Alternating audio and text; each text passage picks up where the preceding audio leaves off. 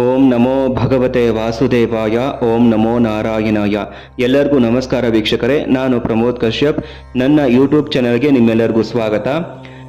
ಕಳೆದ 20 ದಿನಗಳಿಂದ reused content ಬಂದಿರೋದ್ರಿಂದ ಯೂಟ್ಯೂಬರು ಈ ಒಂದು ಯೂಟ್ಯೂಬ್ ಚಾನೆಲ್ನಲ್ಲಿ ವಿಡಿಯೋ ಮಾಡೋಕ್ಕೆ ಅನುಮತಿ ಕೊಟ್ಟಿರಲಿಲ್ಲ.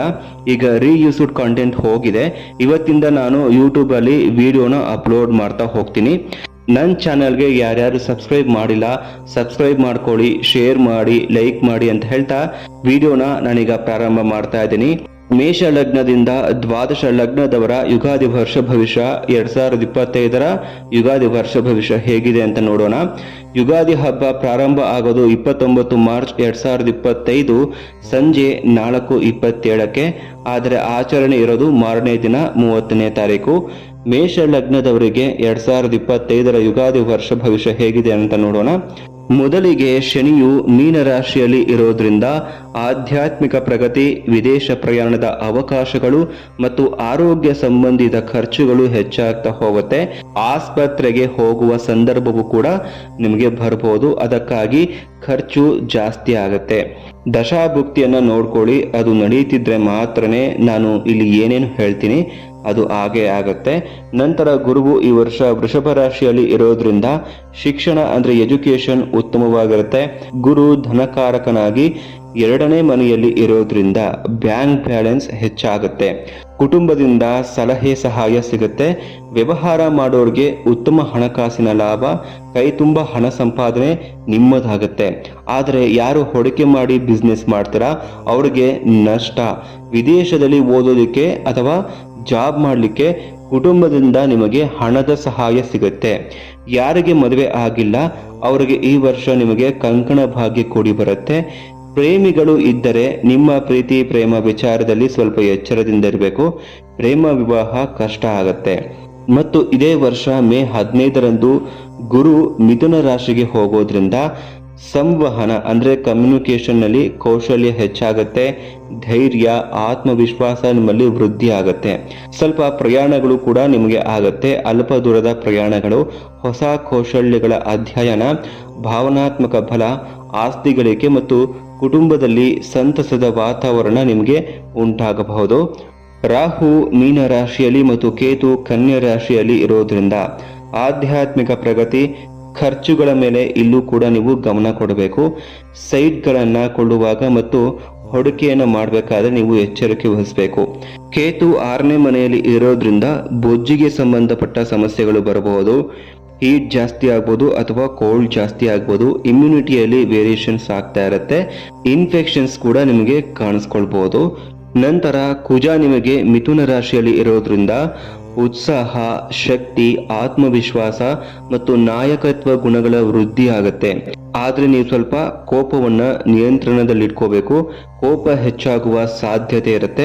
ಅದರಿಂದಾಗಿ ನಿಮ್ಮ ವೃತ್ತಿ ಜೀವನದಲ್ಲಿ ಮತ್ತು ಕೌಟುಂಬಿಕ ಜೀವನದಲ್ಲಿಯೂ ಕೂಡ ಸವಾಲುಗಳನ್ನು ನೀವು ಎದುರಿಸಬೇಕಾಗತ್ತೆ. ನಿಮ್ಮಲ್ಲಿರ್ತಕ್ಕಂಥ ಉತ್ಸಾಹ, ಧೈರ್ಯ, ಕೋಪವನ್ನ ಮತ್ತು ಶಕ್ತಿಯನ್ನ ಸಕಾರಾತ್ಮಕವಾಗಿ ಒಳ್ಳೆಯದಕ್ಕೆ ಉಪಯೋಗಿಸಿ. ವೃತ್ತಿ ಜೀವನದಲ್ಲಿ ಇದರಿಂದ ನೀವು ಯಶಸ್ಸನ್ನ ಪಡಿಬಹುದು.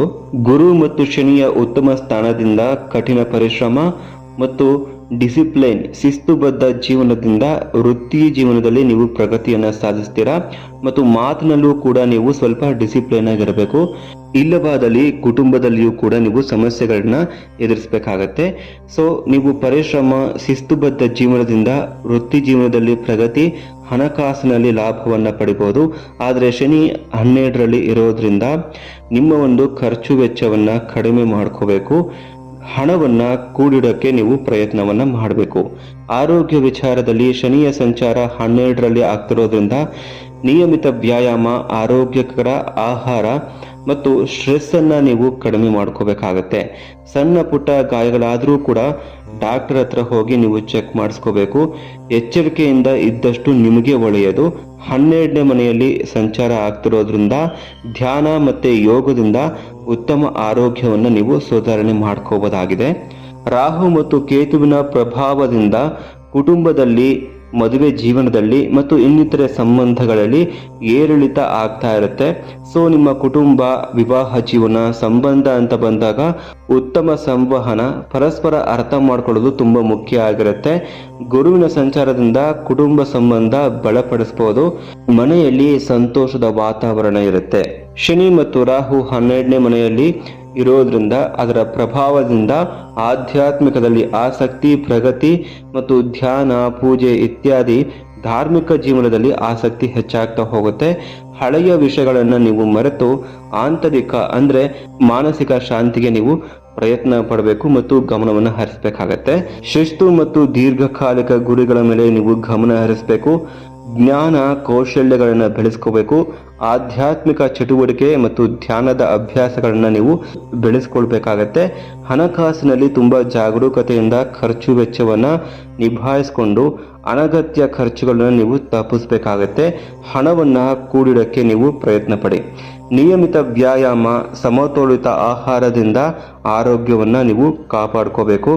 ಸಂಬಂಧಗಳು, ಕುಟುಂಬ ಮತ್ತು ಮದುವೆ ಜೀವನದಲ್ಲಿ ಮುಕ್ತವಾಗಿ ನೀವು ಸಂವಹನ ಮಾಡಬೇಕಾಗತ್ತೆ. ಸೀಕ್ರೆಟನ್ನು ನೀವು ಯಾವುದು ಜಾಸ್ತಿ ಮಾಡೋ ಹಾಗಿಲ್ಲ. ತಪ್ಪು ತಿಳುವಳಿಕೆ ಆದಲ್ಲಿ ನೀವು ಸ್ವಲ್ಪ ಎಚ್ಚರ ವಹಿಸಿ ಅದನ್ನು ನೀವು ತಪ್ಪಿಸಬೇಕಾಗತ್ತೆ.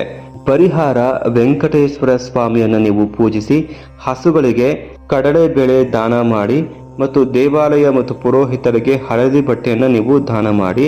ಪ್ರತಿ ಮಂಗಳವಾರ ಹನುಮಂತ ದೇವನನ್ನು ಪೂಜಿಸಿ ದೀಪವನ್ನು ಬೆಳಗಿಸಿ ಹನುಮಾನ್ ಚಾಲೀಸವನ್ನು ಪಠನೆ ಮಾಡೋದ್ರಿಂದ ಈ ವರ್ಷ ನಿಮಗೆ ಏನೇ ಚಾಲೆಂಜಸ್ ಎದುರಾದರೂ ಕೂಡ ನೀವು ಪರಿಹಾರವನ್ನು ಪಡ್ಕೋಬಹುದು. ಈ ಮೇಲಿನ ಸಲಹೆಗಳನ್ನು, ಜಪ, ಪೂಜೆಯನ್ನು ಅನುಸರಿಸೋದ್ರಿಂದ ಮೇಷ ಲಗ್ನದವರಿಗೆ 2025ರ ಯುಗಾದಿ ವರ್ಷ ಉತ್ತಮ ಫಲಿತಾಂಶವನ್ನು ನೀವು ಪಡೆಯಬಹುದು. ಇವಿಷ್ಟು ಮೇಷ ಲಗ್ನ ಯುಗಾದಿ ವರ್ಷ ಭವಿಷ್ಯ ಆಗಿರುತ್ತೆ. ಮುಂದಿನ ವಿಡಿಯೋದಲ್ಲಿ ವೃಷಭ ಲಗ್ನದವರ ಯುಗಾದಿ ವರ್ಷ ಭವಿಷ್ಯ ಹೇಗಿರುತ್ತೆ ಅಂತ ನೋಡೋಣ. ಮುಂದಿನ ವಿಡಿಯೋದಲ್ಲಿ ಭೇಟಿಯಾಗೋಣ. ಕೃಷ್ಣ ಅರ್ಪಣಮಸ್ತು.